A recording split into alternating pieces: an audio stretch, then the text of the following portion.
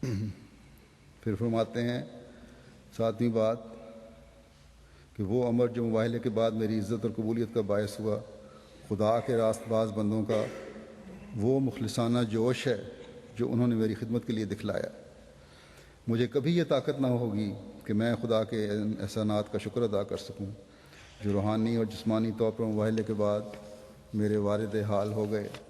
روحانی انعامات کا نمونہ میں لکھ چکا ہوں، یعنی یہ کہ خدا تعالیٰ نے مجھ میں وہ علم قرآن اور علم زبان محض اعجاز کے طور پر بخشا کہ اس کے مقابل پر صرف عبدالحق کیا بلکہ کل مخالفوں کی ذلت ہوئی۔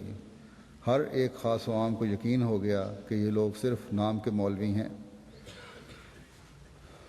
فرماتے ہیں اور جسمانی نعمتیں جو مباہلے کے بعد میرے پر وارد ہوئیں وہ مالی فتوحات ہیں جو اس درویش خانہ کے لیے خدا تعالیٰ نے کھول دیں۔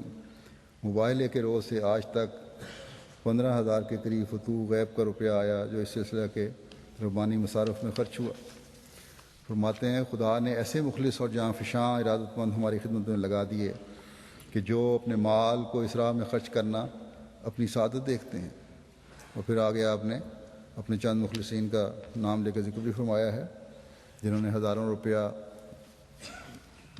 اس اسلام کی خاطر، احمدیت کی ترقی کی خاطر دیا اور ماہوار بھی دیتے چلے گئے۔ اور آج بھی ہم دیکھتے ہیں اللہ تعالیٰ کی تائید کا یہ نشان کہ کس طرح حضرت مسیح علیہ والسلام کی جماعت روز افزوں ترقی کر رہی ہے، مالی لحاظ سے بھی اور تعداد کے لحاظ سے بھی۔ پھر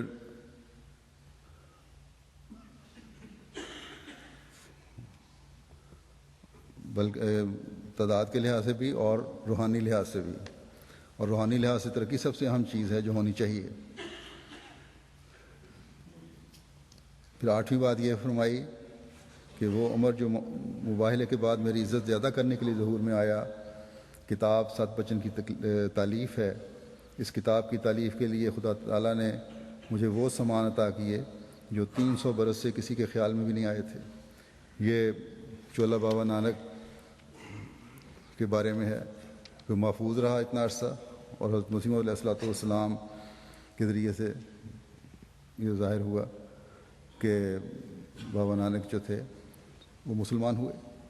آپ فرماتے ہیں میں اس کتاب میں بابا نانک کی صاحب کی نسبت ثابت کر چکا ہوں کہ بابا صاحب در حقیقت مسلمان تھے اور لا الہ الا اللہ محمد رسول اللہ آپ کا ورد تھا۔ آپ بڑے صالح آدمی تھے، آپ نے 2 مرتبہ حج بھی کیا۔ اور اسی چولا کے محفوظ ہونے کے بارے میں ایک زمانے میں اس کو غائب کر دیا گیا تھا، لیکن پھر اب یہ محفوظ ہے خاندان کے پاس، اور جلسے پہ ایک مہمان ہمارے آئے تھے سکھ بیدی صاحب، انہوں نے اس کا ذکر بھی کیا کہ ان کے پاس محفوظ ہے، ان کے خاندان کے پاس۔ پھر ایک نشانی یہ ہے کہ وہ عمر جو مباہلے کے بعد میری عزت کے زیادہ ہونے کا موجب ہوا یہ ہے کہ اس عرصے میں 8,000 کے قریب لوگوں نے میرے ہاتھ میں بیعت کی، اور بعض نے قادیان پہنچ کر اور بعض نے بدریہ خط توبہ کا اقرار کیا۔ پس میں یقیناً جانتا ہوں کہ اس قدر بنی آدم کی توبہ کا ذریعہ جو مجھ کو ٹھہرایا گیا ہے یہ اس قبولیت کا نشان ہے جو خدا کی رضامندی کے بعد حاصل ہوتی ہے، اور میں دیکھتا ہوں کہ میری بیعت کرنے والوں میں دن بدن صلاحیت اور تقویٰ ترقی پذیر ہے۔ اور یہی چیز ہے جیسا کہ میں نے کہا، صلاحیت اور تقویٰ کی ترقی جو ہے جماعت میں بڑھتے چلا جانا چاہیے، صرف تعداد بڑھنا کافی نہیں ہے۔ اس لیے ہمیں احمدیوں کو اپنی روحانی حالتوں کی طرف بھی توجہ دینے کی ہر وقت ضرورت ہے۔ فرماتے ہیں میں اکثر کو دیکھتا ہوں کہ سجدے میں روتے اور تہجد میں تضرع کرتے ہیں۔ ناپاک دل کے لوگ ان کو کافر کہتے ہیں، اور وہ اسلام کا جگر اور دل ہیں۔ بس یہ معیار ہیں جو آج بھی اللہ تعالیٰ کے فضل سے بہت سو میں قائم بھی ہیں، اور ہمیں قائم رکھنے کی کوشش بھی کرنی چاہیے۔ پھر فرماتے ہیں اب ہمارے مخالفین کو سوچنا چاہیے کہ اس باغ کی ترقی اور سرسبزی عبدالحق کے مباہلے کے بعد کس قدر ہوئی ہے۔ یہ خدا کی قدرت نے کیا ہے، جس کی آنکھیں ہوں وہ دیکھے۔ ہمارے امرتسر کے مخلص جماعت ہے، ہماری لاہور کی مخلص جماعت ہے، ہماری سیالکوٹ کی مخلص جماعت ہے، ہماری کپورتھلے کی مخلص جماعت ہے، ہماری ہندوستان کے شہروں کی مخلص جماعتیں وہ نور اخلاص اور محبت اپنے اندر رکھتی ہیں کہ اگر ایک با فراست آدمی ایک مجمع میں ان کے منہ دیکھے تو یقیناً سمجھ لے گا کہ یہ خدا کا ایک معجزہ ہے جو ایسے اخلاص ان کے دل میں بھر دیے ہیں، ان کے چہروں پر ان کی محبت کے نور چمک رہے ہیں۔ وہ ایک پہلی جماعت ہے جس کو خدا صدق کا نمونہ دکھلانے کے لیے تیار کر رہا ہے۔ یہاں اس حوالے سے میں اس جگہ سے منسوب ہونے والے، ان شہروں سے منسوب ہونے والے، ہندوستان سے منسوب ہونے والے لوگوں کو بھی کہنا چاہتا ہوں کہ اپنے آباء و اجداد کی ان قربانیوں اور اخلاص کو ہمیشہ یاد رکھیں اور اس میں ترقی کرتے چلے جائیں کہ یہی چیز جو ہے وہ جماعتی طریقے کا بھی موجب بننے والی ہے، اور حقیقی رنگ میں ہمیں حضرت مسیح موعود علیہ الصلوۃ والسلام کے ساتھ جوڑ کر ان تمام فیضوں سے فیض یاب کرنے والی ہے جس کا وعدہ اللہ تعالیٰ نے آپ سے فرمایا ہے۔ اور آج تو اللہ تعالیٰ کے فضل سے ہندوستان سے باہر نکل کر بھی دنیا کی جماعتوں میں یہ اخلاص پیدا ہو رہا ہے، کیا یورپ، کیا ایشیا، کیا افریقہ۔ بس ہر جماعت کو اپنے روحانی معیاروں کو بلند کرنے کی کوشش کرنی چاہیے اور ترقی کرتے چلے جانا چاہیے۔ پھر فرمایا 10ویں بات کہ میری عزت کا موجب ہوا، جو بات مباہلہ کے بعد جو میری عزت کا موجب ہوا جلسہ مذاہب لاہور ہے۔ اس جلسے کے بارے میں مجھے زیادہ لکھنے کی ضرورت نہیں۔ جس رنگ اور نورانیت کی قبولیت میرے مضمون کے پڑھنے میں پیدا ہوئی اور جس طرح دلی جوش سے لوگوں نے مجھے اور میرے مضمون کو عظمت کی نگاہ سے دیکھا، کچھ ضرورت نہیں کہ میں اس کی تفصیل کروں۔ بہت سی گواہیاں اس بات پر سن چکے ہو کہ اس مضمون کا جلسہ مذاہب پر ایسا فوق العادت اثر ہوا تھا کہ گویا ملائک آسمان سے نور کے طبق لے کر حاضر ہو گئے تھے۔ ہر ایک دل اس کی طرف ایسا کھینچا گیا تھا کہ گویا ایک دست غیب اس کو کشاں کشاں عالم وجد کی طرف لے جا رہا ہے۔